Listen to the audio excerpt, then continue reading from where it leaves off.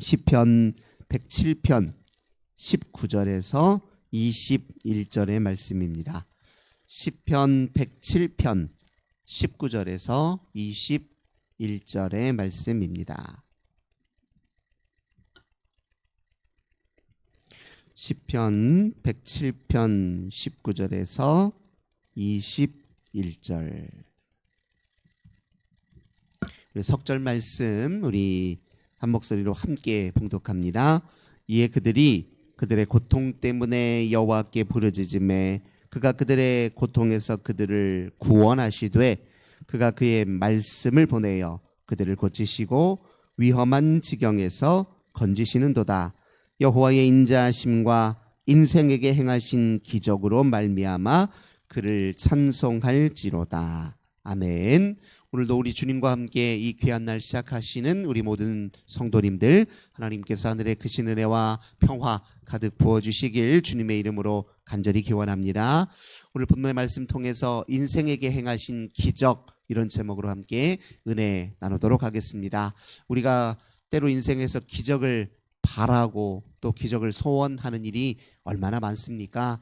네, 이 기적, 성경에서 말하는 기적, 또 우리가 진정으로 구하는 기적이 무엇이어야 되는지 우리가 말씀을 통해 오늘 함께 살펴보려고 합니다. 일반적으로 우리가 기적이다 그러면 초자연적 현상을 이제 떠올리기 쉽습니다.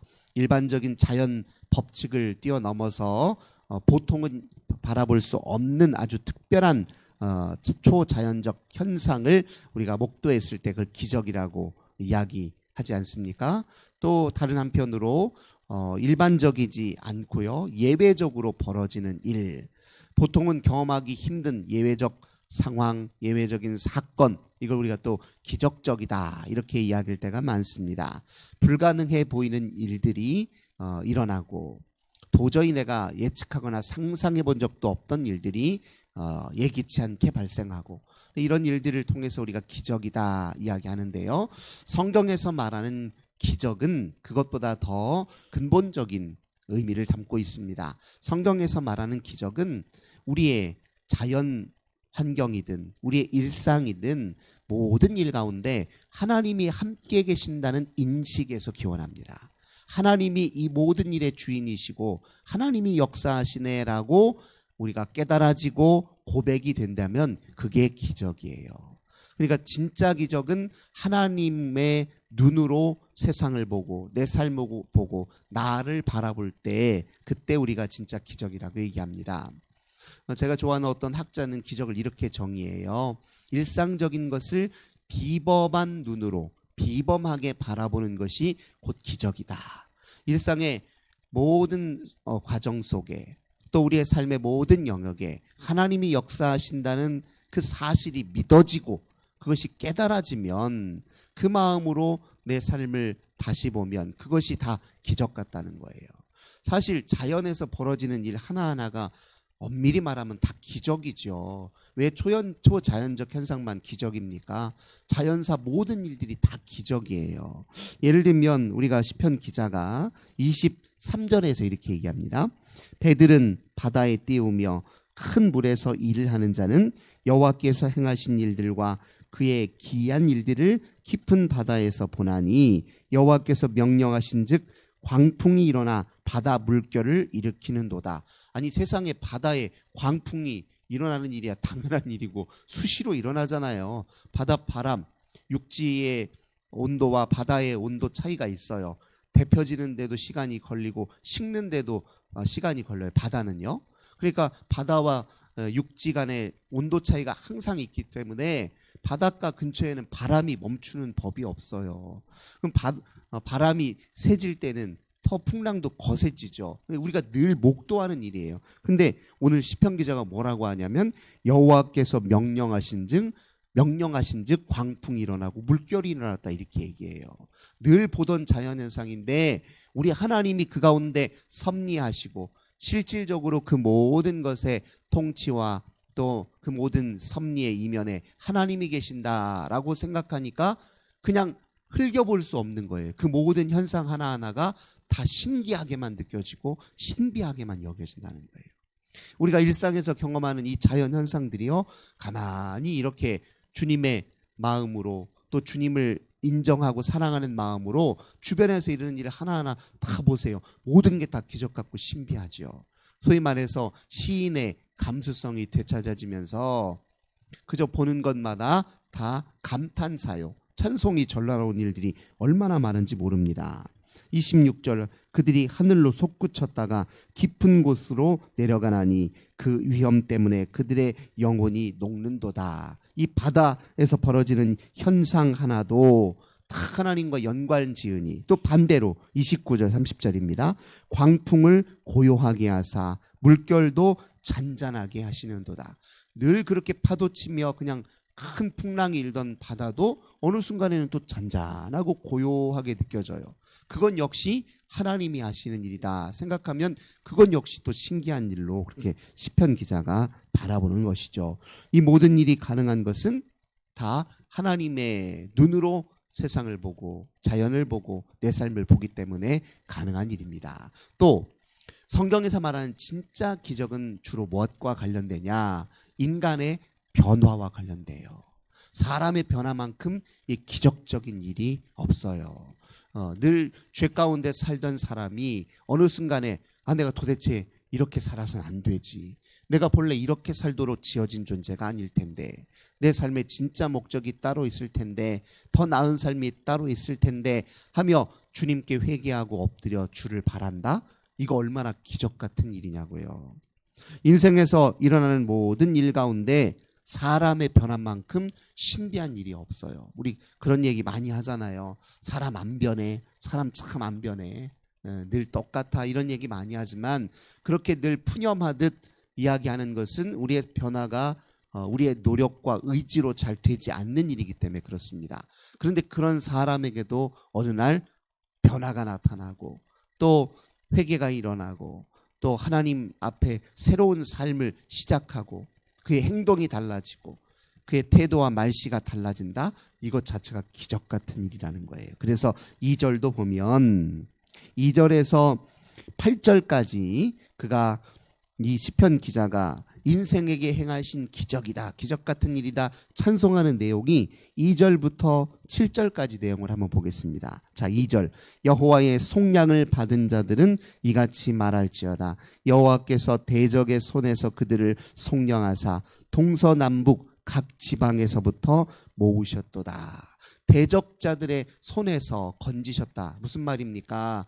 이 대적자들, 우리를 집어삼키려고 으르렁거리는 사람들 앞에서 우리가 똑같이 싸우고 넘어뜨리기 위해서 악한 행동을 저지르고 악을 악으로 갚는 이런 고리가 아니라 그 대적자들에게 내가 그저 하나님께 맡기고 두 손 들고 항복했더니 하나님이 오히려 그들로부터 나를 건져주셔서 내 인생을 속량해 주시는 그 사건, 얼마나 기적 같은 일이냐 이렇게 표현하고 있습니다.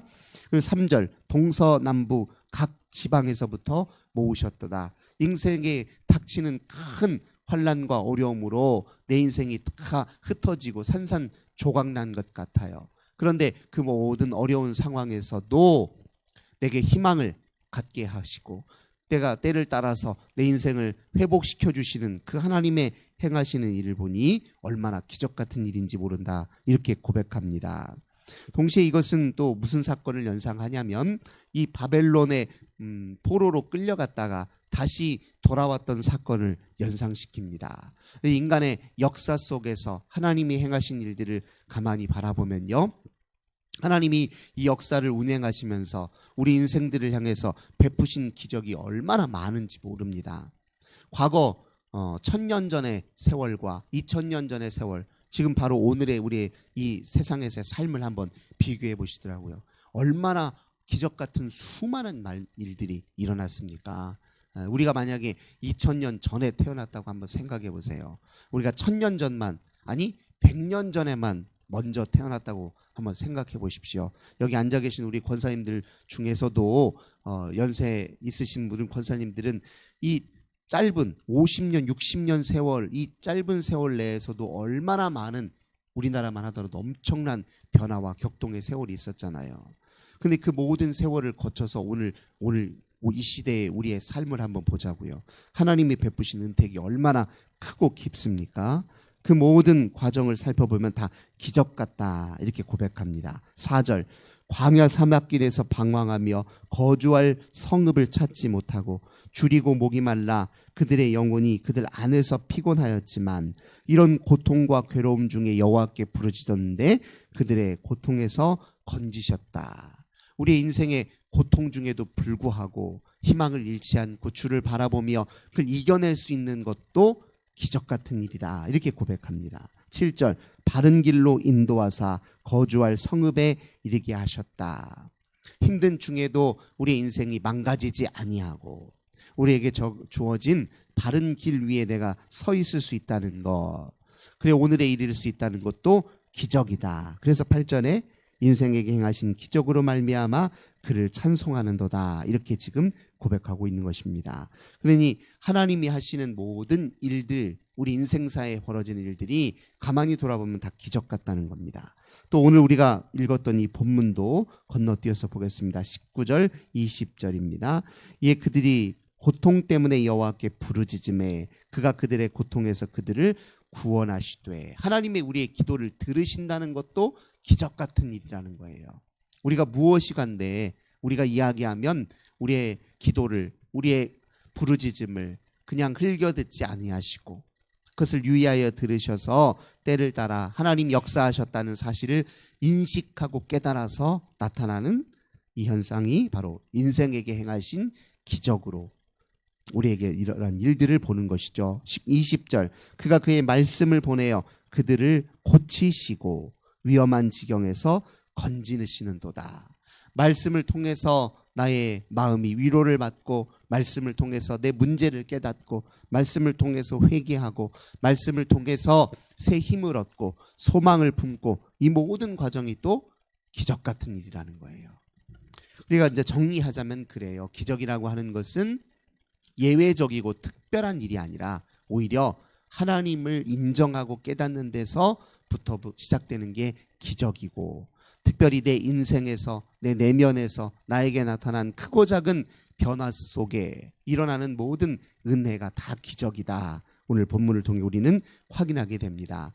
오늘도 우리 인생에는 수많은 기적들이 일어나고 있어요. 우리가 감각이 무뎌져 있고 때로 하나님을 망각하고 있을 뿐이지 우리 인생은 기적의 연속일 수 있다는 겁니다. 그래서 인생을 크게 둘 중에 하나로 볼 수 있어요. 이 아인슈타인이라는 사람이 한 말입니다. 모든 게 다 우연의 연속으로 보는 사람이 있고 모든 것이 다 기적이다라고 말하는 사람이 있어요. 우리는 후자의 사람이에요. 하나님을 인정하는 사람들은 모든 게 기적같이 느껴져요. 그러면 그런 고백 속에서 나타나는 첫 번째 현상이 무엇이냐? 겸손해져요. 인생사 어느 하나 내가 원해서 내 의도대로, 내 의지대로, 내 뜻대로 만든 일이 하나도 없어요. 다 모든 일들이 다 기적같이 일어나니 그 앞에 겸손해질 수밖에 없습니다. 그리고 두 번째 특징이 뭐예요? 그 감사가 또 절로 나오는 거예요. 세 번째 특징이 찬송이 절로 나오는 겁니다. 그러니까 우리의 하루 인생사에서 감사의 크기와 양만큼 그 인생에 대한 기적에 대한 인식이 깊어졌다. 이렇게 이야기할 수 있어요. 그러니까 감사의 깊이만큼 생을 바라보는 눈의 깊이도 깊어진 것을 반증하는 것이죠. 오늘 하루에도 하나님이 우리에게 무슨 일을, 어떤 좋은 일을, 신비한 일을 우리 인생에게 예비해 두셨느냐, 이런 하루의 기대감을 가지고 하루를 시작하면 얼마나 감사합니까? 우리 어제 새벽에 오신 분 오늘 또 새벽에 나오셨는데 하루가 어떻게 얼마나 빨리 지나갔는지 그냥 순식간에 지나간 것 같잖아요. 어제 새벽에 나오는데 눈 떠보니까 또 오늘 새벽인 것 같잖아요. 이렇게 하루하루의 이 생활은 막 시간처럼 빠르게 지나가는데요. 그러나 그 시간들 순간순간을 우리가 깨어있는 마음으로 하나님과 함께 살면 매 순간순간에 너무나도 찬란한 그 기적 같은 일들이 늘 연속적으로 이루어진다는 것을 우리가 확인할 수 있고, 그 속에서 우리는 인생의 묘미와 기쁨을 맛보는 것입니다. 어디 대단한 일이 우리 인생에서 벌어지기를 기대하는 일은 그거 더 우리에게 더 불행을 자초하는 일이에요. 새롭고 특별하고 아주 특이한 일을 내가 기대하기보다는 이미 내가 살고 있는 이 일상의 소소한 삶 속에서 기적을 목도하기 위해서 눈을 뜨는 것이 훨씬 더 우리에게 영적으로 유익한 일이고, 우리가 기도해야 되는 것은 바로 거기에 있어요. 하나님, 오늘 특별한 일 일어나도록 도와주세요. 이게 아니에요. 우리가 매 순간순간 하나님과 함께 일상의 순간순간을 살아서 우리 하나님이 베푸신 그 인생에게 행하신 기적을 내가 더 또렷하고 선명하게 인식하고 깨달을 수 있도록 도와주셔서, 이렇게 기도하는 것이 하루를 시작하는 사람의 마땅한 자세다. 오늘 말씀을 통해 다시 한번 확인합니다. 오늘도 우리 주님과 함께 이 기적 같은 일들을 순간순간 목도하시고 감사하고 찬송하는 복된 날 되시기를 주님의 이름으로 간절히 기원합니다. 좋으신 주님 감사드립니다.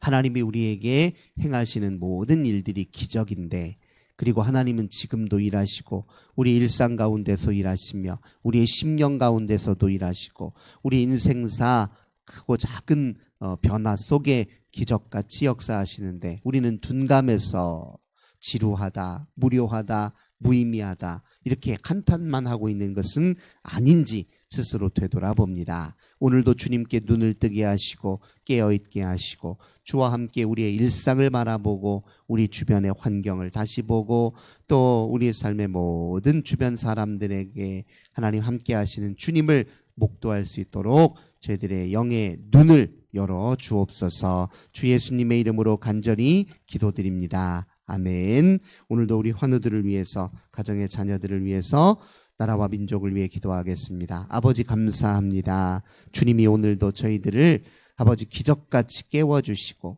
기적같이 주께 기도하며 기적같이 하루를 시작하게 하시니 감사드립니다. 오늘도 주님이 우리 인생 가운데 함께 하심을 기대합니다.